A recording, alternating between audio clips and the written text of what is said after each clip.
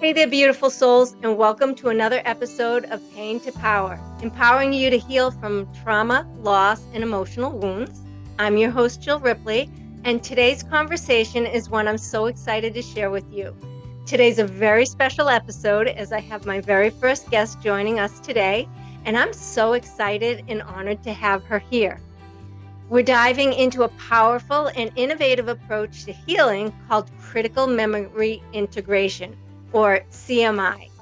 Joining me is Estafana Johnson. She's a licensed clinical social worker and the director of clinical training at Arise Alliance. Estafana has devoted her career to trauma-informed care and specializes in guiding individuals through one of the most profound processes of transformation available today. Through CMI, she helps people integrate even their most painful memories into their existing sense of self, not through endless talk therapy, but through a deeply experiential process of reconnecting with body sensations and emotions in a safe and guided way. What I love about Estefana's work is that it opens up a pathway for lasting healing where trauma no longer defines us, but instead becomes a stepping stone towards resilience, wholeness, and growth.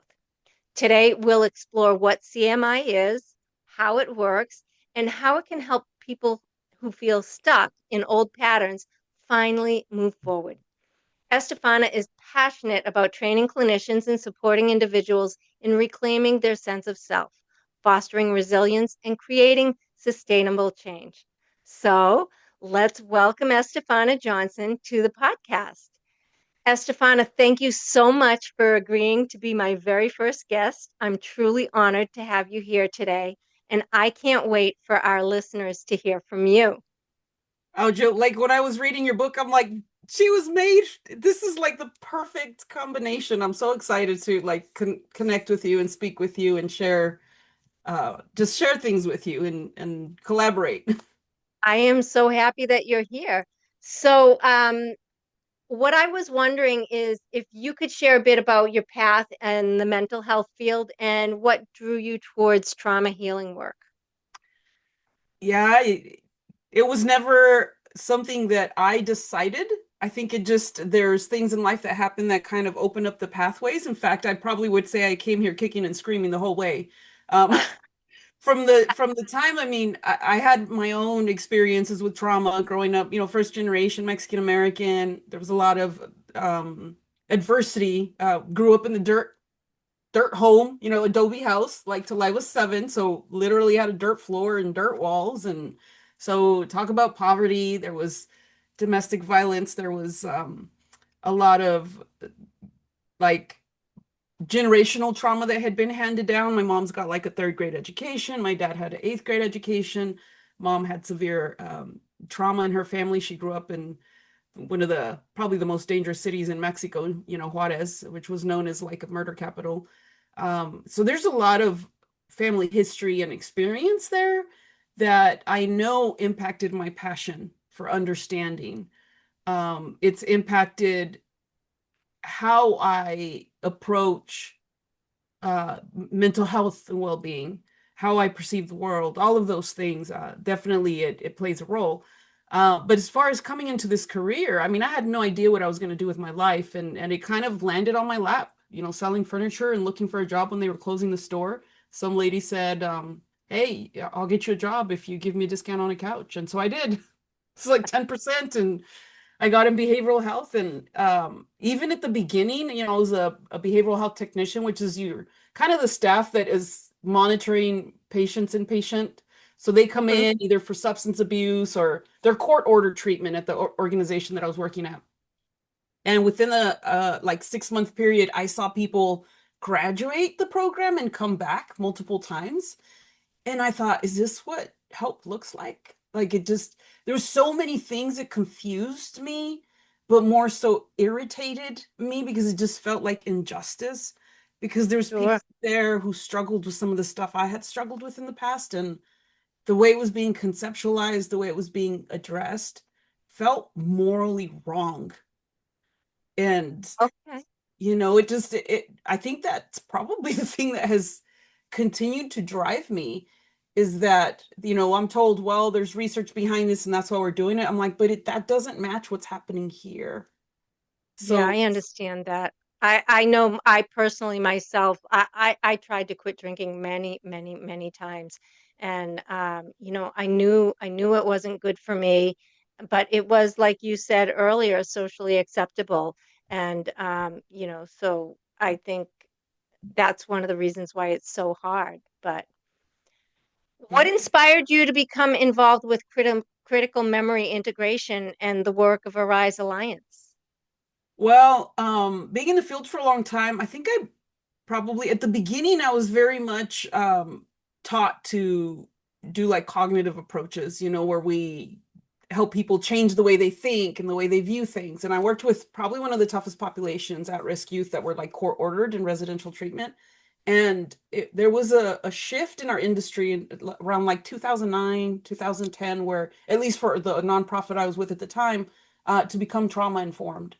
And in that location, we used to like use hands-on interventions. Kids would get aggression and they'd do what's called like TCI training, I think. So you restrain them to stop them to keep them safe, and that Okay, brings with it a lot of risk, right? So sure. the organization, when it became trauma informed, decided to set this goal to reduce the number of physical restraints with the kids. And at the time, we were doing like 86 a month. I mean, it's like a pretty large organization, so there was a lot of beds. And we took it all the way down to zero. I think the first year we only had one the entire year. And Oh, it wow. it just completely transformed our approach. That meant we had to go beforehand and see what was causing the escalation, how the environment was contributing to their response, what was either, helping to de-escalate or keep stuck in that loop. And everything that I learned was so transformative in how I perceived my role and how I interacted with kids that I think it just lit a spark in me to like want to learn more, understand more. And there was a place of where I kind of hit a wall in terms of what the tools that we were being given. And I'm like, but there's got to be a different way of addressing some of the traumas that my kids were sharing. I remember one particular case, and I won't share details because of, confidentiality, but it's this kid that had a thing that was so horrific, happen repeatedly, that even trying to talk about it, his heart rate would go up to like 150, 160. And I'm like, this little 12-year-old is going to have a heart attack in my office if I continue doing the thing that they tell me I have to do to treat the trauma. Right, And right. it just, the kid was, our relationship was such that he did anything that he could that I would ask him to, that. And I meant well too. So I was doing what has the most evidence about trauma, for kids. The gold standard, if you will, of treatment. And I wanted it to work so badly. And it did help. There was a lot of aspects that helped. But what those sessions looked like was like 2 minutes of work and 55 minutes of trying to regulate this kid. And it was horrific. I mean, progress Yeah, was that's slow. heartbreaking. It's heartbreaking. And it just, as a therapist, you're like guided to do things the way the research tells you. And when I went to school, I was so gung-ho about like, I want to do it right. And then as a human, you're sitting there and something feels so deeply wrong. And there's this like split that I experienced, that it was that discomfort that led to this desperation for looking for other ways, a deeper understanding. And then I, started researching other like trauma modalities. When I left that organization, I actually found one that uses eye movements and targets images. And it was beautiful. I mean, it helped people like instantly um, resolve like flashbacks, nightmares. And I thought, this is the key. That's it. So I became the hugest advocate, and I became a national trainer and did that for 6 years. Um, and the reason why I left there, that's how I got involved with the Rise Alliance. They weren't a Rise Alliance back then, they were part of that organization. And after a while, I realized that also had limitations, because you Yeah, can release the pain uh, and try to change the images, try to make it positive, try to make it pretty so it doesn't bother you no more. And yet it continues controlling your behavior, your interactions from the depth beneath your right. conscious awareness. Yeah, the subconscious. So, for Yeah. those who are hearing about CMI for the first time, how would you describe critical memory integration in simple terms? So what it is, and that's the perfect pivotal point of when I said there has to be something different. And I joined this organization that looked for the something different. And that's how we developed CMI, was we realized that a lot of approaches work on desensitizing, which means that this thing doesn't hurt you no more, right? But it doesn't get to the root of what caused this to be a thing in the first place. What caused this experience to be a stuck point? So what critical memories are experiences that drive how we respond that then later become a problem and get us stuck in future experiences. So it's called critical memory integration because number one, a critical memory doesn't have to be traumatic. It could be the way we function.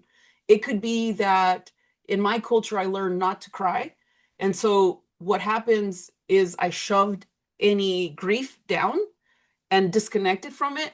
So now I experience something like a loss, and my body can't do what it does to digest the loss.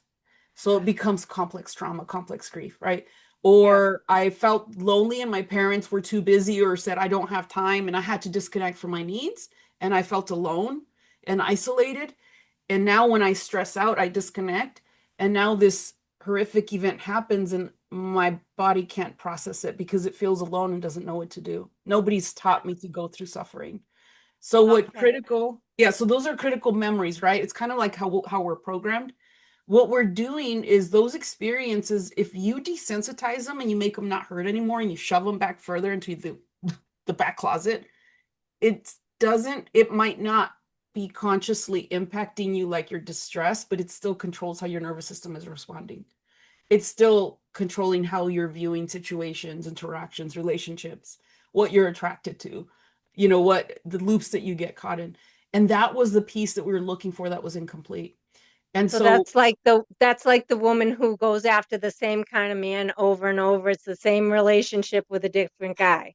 exact different meat suit, same person. I like that. Me too. Gotcha.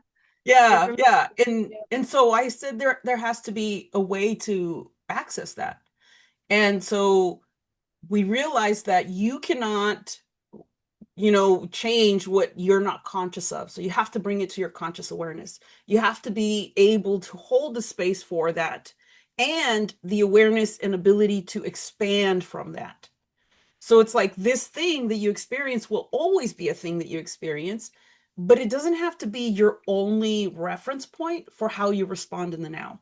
So back then you had to do ABC to survive, but now you could do DEF, HIJ, KL. It's endless. You've got to expand the possibility, but you can't do that without conscious awareness of what that, how that impacted you.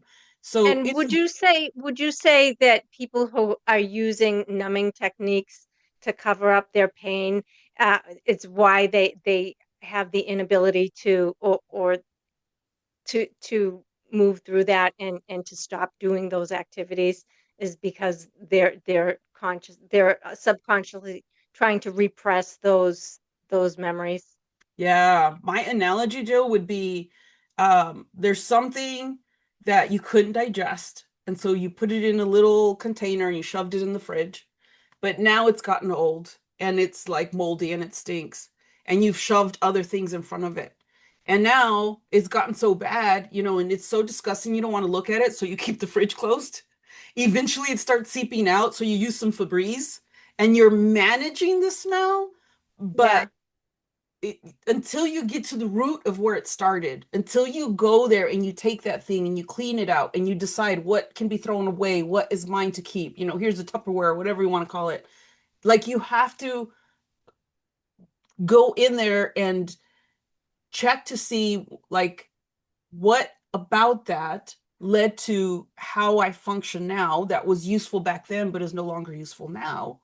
What about that? What beliefs did I get? It's all of these things that a lot of modalities hit like a little bit, but it doesn't get the full picture.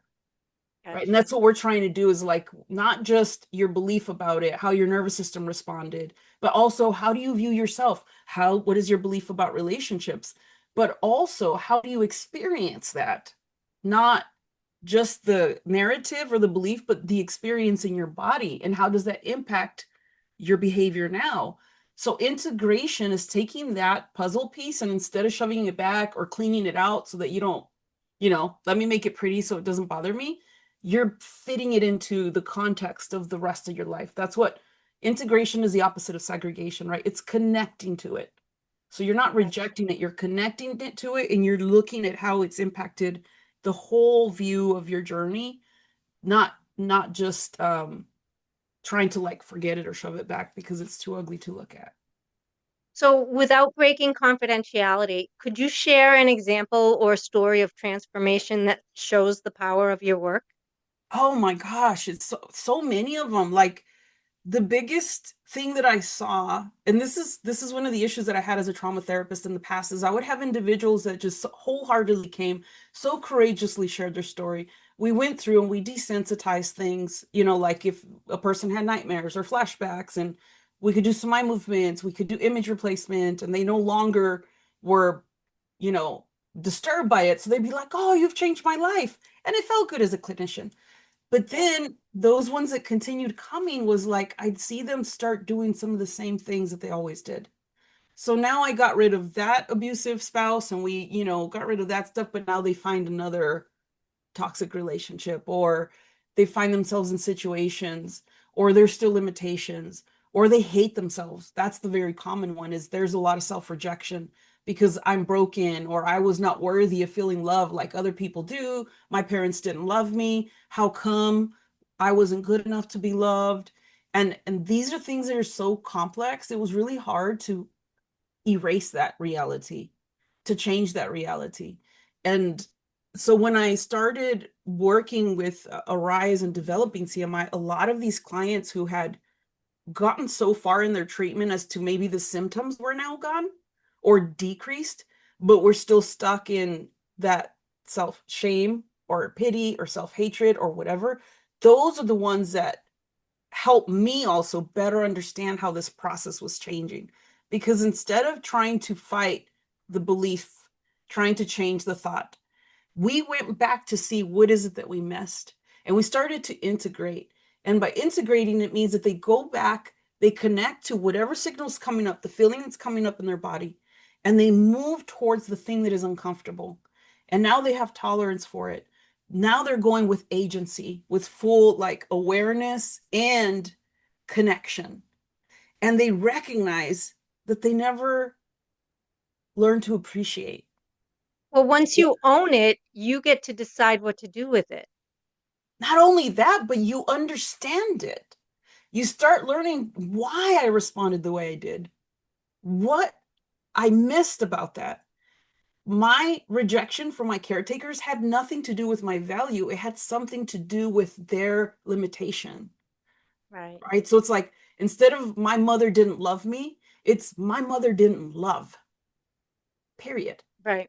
Right. I became the byproduct of the experience of her limitation. But it says nothing about me. It's not that I was unlovable, it's that she was incapable of love at the time, probably because she had her own experiences. And without explaining all of that stuff, people started connecting to this aha moment. And when Yeah. you start seeing it and you understand it, I mean, the changes that I saw, I had individuals who had like probably some of the worst cases on paper, everything from like meth addiction to high risk behaviors to like very severe trauma, everything that you could think of in the books, and had a lot of self-hatred that all of a sudden would come and sit on my couch and say, I think I'm beginning to like myself. Oh, I And it love that. just, oh, my heart was like, how, what are we doing? And I realized it was that they were seeing themselves from a different light. Love One that. of the moments that I'm telling you, I had this individual, his last session, he sat down and said all of his life had transformed. I mean, relationships, his path for his career was finally like reaching out, taking risks, growing beyond his imagination. And he sat down on my couch and he said, I actually welcome flashbacks now. And I Oh, looked that's at him, cool. I was like, wait, can you repeat what you just said? Like, what do you mean by that? because this is a person who 2 years before, that's what we were addressing, right? They were getting disturbing. He said, well, don't get me wrong. When a memory comes up, I know it's going to be uncomfortable, but I also know I'm going to learn something about myself. I love that. I That love was, that. oh, it was powerful, it was pivotal. And I knew then this is different. I Yeah, don't have to do that for him. He's become his own anchor. He's become his own like guru, observer, and holds that space for his pain, for his anguish, for all those with the compassion and the curiosity that is necessary to generate value out of that, to grow from that.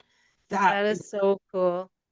So, if someone's listening is curious about CMI, are there any first steps that they can take on their own to explore it? you know, CMI, yes. So part of my passion is to try to get this to everybody, right? To help them understand. We're changing the way we think about mental health. We're changing the way that we address what we can call it stuck points, right? These challenges. And it's not in avoiding it because it's not in coping with it. It's not managing it. It's not out competing it. It's understanding it, integrating it. And so the first steps is to start moving towards discomfort. When you react a certain way, when you find yourself short or brief or frustrated, instead of immediately justifying with the other person they were a jerk, yeah, that could have been true, could be valid that the person was a jerk, but that mentality already puts your control on the other person. Right. My thing is why is them, how they choose to live their life or respond or their limitations impacting me? Why is that happening? Be curious about that. And so when you sit with that feeling that you have about their jerkness or whatever is going on, and you become curious, you will find answers within you. Maybe there's a part of you that feels like unseen, it didn't get Hmm. validated. Maybe there was something in the past that was not processed, and it reminds you of all these other experiences. You have the power to sit and connect and see yourself, connect with yourself, validate yourself, hold that space for, yes, oh, I see, it reminds me of the time this person was really mean, or my parent didn't respond in a way. Guess what? I've got you now. I love you. And we've got this. You're not alone. And this, even hand on the heart, connecting with yourself is going to shift the way your brain responds, and it shifts your perspective on the situation. That is the difference between me going through something and noticing, someone says something to me, feeling attacked versus feeling curious about, boy, they must be really having a bad day. That's the difference. Yeah, right. So, what excites you most about the future of this work? I just, what excites me is, meeting people like you, hearing things, watching videos, other people speak about these concepts, and I know there's a transformation happening in our world. I know there's a possibility of a shift of people becoming aware and seeing things differently than what we were stuck on. And who knows, maybe it was just my world in the past that I saw things a certain way, but it felt like there's this misnomer, this idea that we need to avoid pain and we need to avoid suffering at all costs. And that's what, when that drives people's behavior, it drives division in our culture. It actually exacerbates and makes things worse.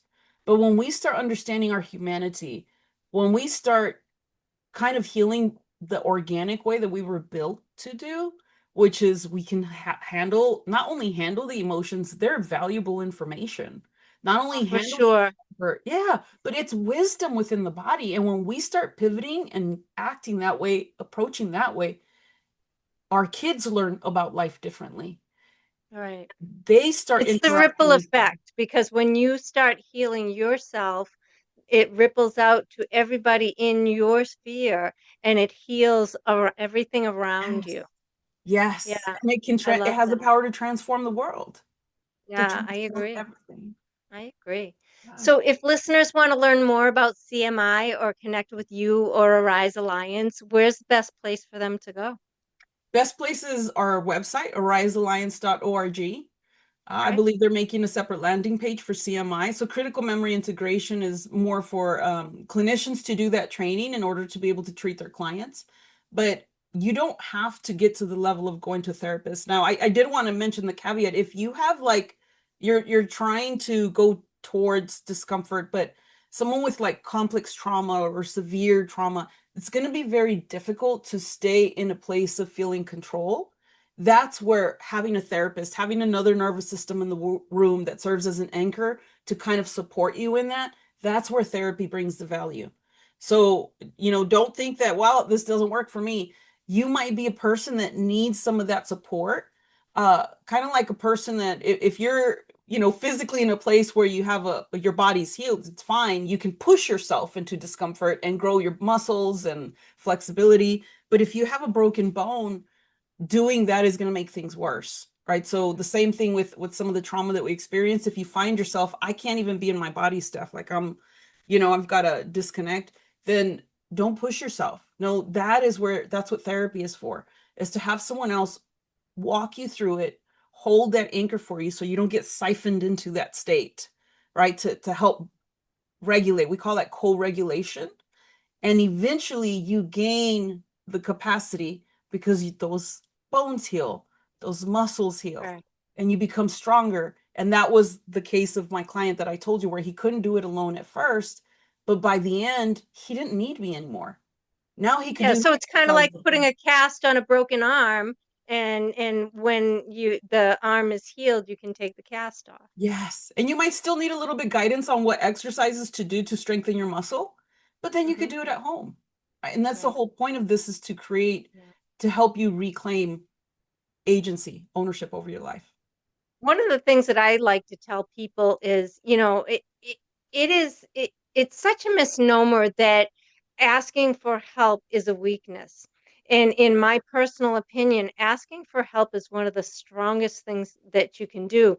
And asking for emotional help and emotional guidance, it is a superpower because, we've been taught, it's been stigmatized to reach out for emotional help, but that's one of the greatest powers that you have, is to seek out guidance from outside yourself. To me, the ego tells you that you can't ask for help, and you're better than that. And Mm. so It is yeah. so limiting, Jill. It is so limiting to think that you just do things on your own. And we do, we're strong, but you're stronger when you know how your body works, how humanity works, and how to foster that, like to use that to the advantage of progress. So a big, I could never building a house. You could say, I'll do it by myself. Well, guess what? You're going to be limited because you only have so much strength. You can't pick up big beams. So much time. You're very limited. 100%. But if we do that together, you get 100 of us, we could probably build several houses a lot quicker and a lot better and stronger and more efficiently. And that it's the same thing with life. Like, you can go as far as you're willing to connect to yourself and to others. And you're right about that. It takes courage. Why? Because it's scary. It's Yes. scary to connect to someone else thinking they might hurt me. And it requires you to be courageous. To me, courage is strength, right? Courage 100%. it demands the presence of fear. You can't be courageous without it. I So agree. I yeah, it's totally agree. the strongest thing you can do. Yeah. Estefana, I want to thank you so much for sharing your time with us today. And thank you, listeners, for taking the time to join in. I hope this conversation brought you new insights, inspiration, and maybe even a little healing. If this episode resonated with you, I'd love for you to share it with someone who might benefit. And don't forget to subscribe so you never miss an episode. And until next time, remember, you have the power to turn your pain into purpose and your wounds into wisdom.